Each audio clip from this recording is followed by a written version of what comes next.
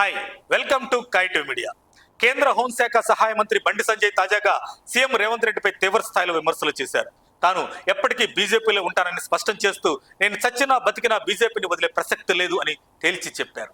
తన మరణానంతరం కూడా తన శవంపై కప్పేది కాషాయ జెండానే అని అన్నారు.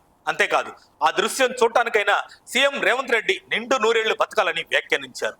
తాను గెలిచినా ఓడినా తన చిరునామా కరీంనగరేనని పేర్కొన్నారు. తన రక్తంలోనే జాతీయవాదమనే డిఎన్ఏ ఉందని చెప్పిన బండి సంజయ్ రేవంత్ రెడ్డిని అవకాశవాదిగా అభివర్ణించారు.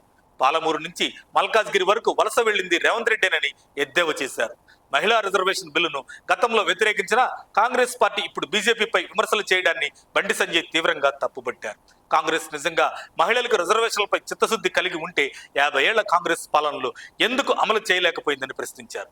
కేంద్రంలో కాంగ్రెస్ కు ఎన్నోసార్లు పూర్తి మెజారిటీ ఉన్నా కూడా మహిళా రిజర్వేషన్లను ఎందుకు తీసుకురాలేకపోయారని నిలదీశారు. కనీసం కాంగ్రెస్ పార్టీ లోపలైన మహిళలకు 33% పదవులు ఇచ్చారా అని ప్రశ్నించారు. కేబినెట్ లో మహిళలకు ఎంతమందికి అవకాశం ఇచ్చారని కూడా అడిగారు. బీజేపీ సంస్థాగతంగా మహిళలకు 33% ప్రాధాన్యం ఇస్తుందని, కేంద్ర కేబినెట్ లో ఎక్కువ మంది మహిళలకు అవకాశం కల్పించిన ఘనత ప్రధాని నరేంద్ర మోడీదేనని అన్నారు.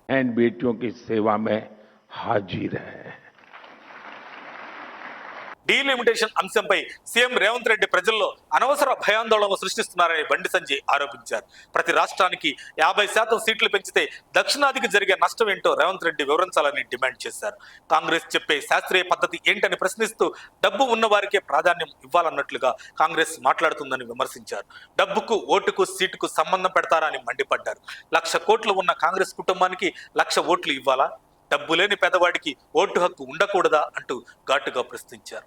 కాంగ్రెస్ లెక్క ప్రకారం ముంబై, ఢిల్లీ వంటి పెద్ద నగరాలకు మాత్రమే ఎక్కువ సీట్లు ఇవ్వాలా అని నిలదీశారు. వెనుకబడిన ఆదిలాబాద్, పాలమూరు వంటి ప్రాంతాలకు సీట్లు పెంచాల్సిన అవసరం లేదా అని ఆగ్రహం వ్యక్తం చేశారు. కాంగ్రెస్ పార్టీ రేవంత్ రెడ్డిని మనిషిగా మార్చిందా లేక మనిషిగా మార్చిందా అని బండి సంజయ్ ప్రశ్నించారు. సీఎంలో కనీసం మానవత్వం ఉంటే నిజాలు మాట్లాడాలని హితవు పలికారు. ప్రతి అంశాన్ని రాజకీయ కోణంలో మాత్రమే చూడడం తప్ప ప్రజల గురించి ఆలోచించే తత్వం లేదని విమర్శించారు. విభజన అనేది కాంగ్రెస్ డిఎన్ఏలో ఉందని ఎద్దేవా చేశారు. జనాభా ఆధారంగా మాత్రమే డీలిమిటేషన్ జరగాలని కాంగ్రెస్ చెబుతుందా అంటూ ప్రశ్నించారు. యూపీఏ ప్రభుత్వం ఇచ్చిన ఏపీ పునర్విభజన చట్టం ప్రకారం తెలంగాణలో అసెంబ్లీ స్థానాలను 119 నుంచి 153 మాత్రమే పరిమితం చేయాలా అని కూడా వ్యాఖ్యానించారు. రేవంత్ రెడ్డి, కేసీఆర్ మార్గంలోనే నడుస్తున్నారని బండి సంజయ్ తీవ్ర వ్యాఖ్యలు చేశారు. హైకమాండ్ కు మూటలు పంపే ఒత్తిడిలో నిజం తెలిసినా తెలియనట్టు నటిస్తున్నారా అని విమర్శించారు. నిజం మాట్లాడితే రాజకీయంగా ఇబ్బందులు వస్తాయన్న భయంతో కేసీఆర్ కే కాదు రేవంత్ కు ఉందని ఎద్దేవా చేశారు. కేసీఆర్ కు రేవంత్ కు తేడా లేదని తెలంగాణ ప్రజలకు అర్థమైందన్నారు. కేసీఆర్ లాగే అసాధ్యమైన హామీలు ఇస్తున్నారని, కేసీఆర్ లాగే దోషణలు చేస్తున్నారని, ప్రశ్నించే వారిని అణిచివేయాలని చూస్తున్నారని ఆరోపించారు. ఇప్పటికైనా రేవంత్ రెడ్డి కేసీఆర్ నీడ నుంచి బయటకు వచ్చి నిజాలు మాట్లాడాలని బండి సంజయ్ సూచించారు. దీనిపై మీ అభిప్రాయం ఏంటి? కామెంట్లో రాయండి. మరిన్ని అప్డేట్స్ కోసం మా కాయ్ టీవీని సబ్స్క్రైబ్ చేసుకోండి. మా వీడియో కనుక మీకు నచ్చినట్లయితే లైక్ చేయండి, షేర్ చేయండి.